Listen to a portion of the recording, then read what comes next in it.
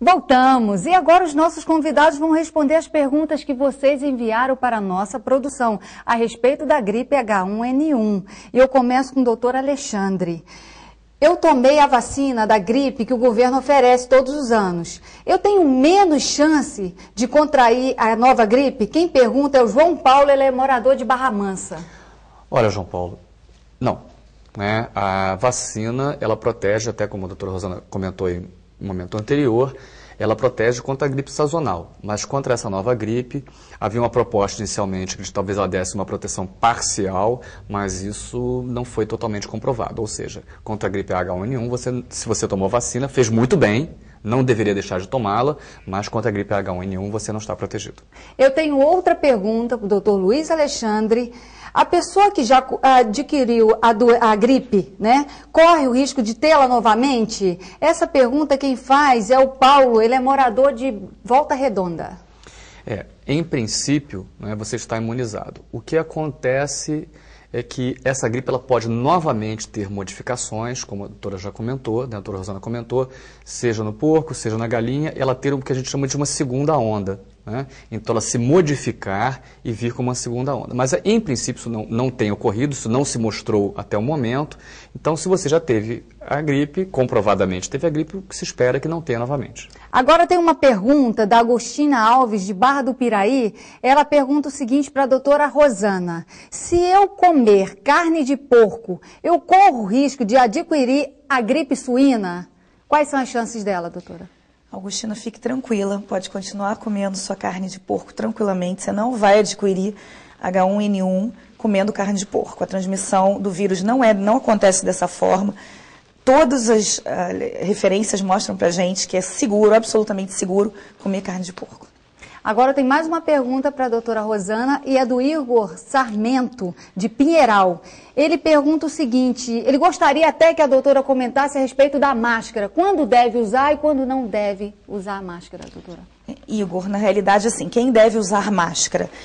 Quando a gente chega para ser atendido numa emergência, no pronto-socorro, como o Luiz já falou, as pessoas devem ser interrogadas sobre a presença de sintomas respiratórios. Se elas tiverem tosse, febre, enfim, tudo que a gente mencionou, essa pessoa deve ganhar uma máscara que deve ser bem adaptada ao rosto, porque ela vai ficar numa sala de espera, então, para evitar a transmissão do vírus para as outras pessoas. E as pessoas que lidam diretamente com esses pacientes também devem usar máscara. Então, são essas pessoas que devem usar. Numa população geral, é muito complicado usar máscara, né? A gente não consegue definir quem deve usar máscara ou não. Ou seja, não é considerada uma medida necessária para a população. A higiene das mãos é mais importante, por exemplo, nesse caso, e ficar em casa quem está doente. Agora, tem uma pergunta bem interessante para o doutor Luiz Alexandre.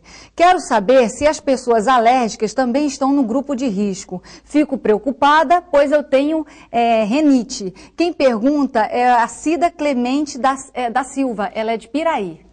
Cida, veja só, se você só tem uma rinite alérgica, se você não faz nenhum tipo de tratamento, como por exemplo com corticoide, para tratamento dessa sua rinite, em princípio você não está num grupo de risco tão alto. O que realmente traz risco são as doenças respiratórias, como asma, e os pacientes que têm DPOC, quer dizer, aquele doente enfisematoso. Esses seriam de maior risco do que uma simples rinite. Agora, cuidado com o que você vem fazendo uso para tratar a sua rinite. Isso pode lhe colocar em risco. A Tereza Garcia, que é de Paraty, ela pergunta para a doutora Rosana, por que as mulheres grávidas são tão prejudicadas quando infectadas pela nova gripe, doutora? A gravidez, ela causa uma defesa que a gente chama de fisiológica, ou seja, que acontece em todas as mulheres, mas toda mulher grávida tem uma certa diminuição das defesas. Então não é uma coisa grave, as pessoas não devem se preocupar com isso, mas esse fato poderia explicar uma forma mais grave do H1N1 nesse grupo de gestantes. Agora, para finalizar, eu quero que vocês deixem uma mensagem para os nossos telespectadores.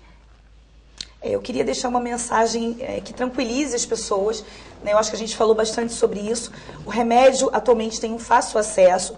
As pessoas que devem procurar o pronto-socorro são apenas aquelas que tiverem fatores de risco ou que estiverem com uma doença grave, que a gente caracteriza como aquela doença que dá falta de ar no doente, e uma vez tendo procurado o pronto-socorro, essas pessoas podem ser prontamente medicadas. E uma vez sendo prontamente medicadas, a chance dessas pessoas desenvolverem uma doença grave é muito pequena.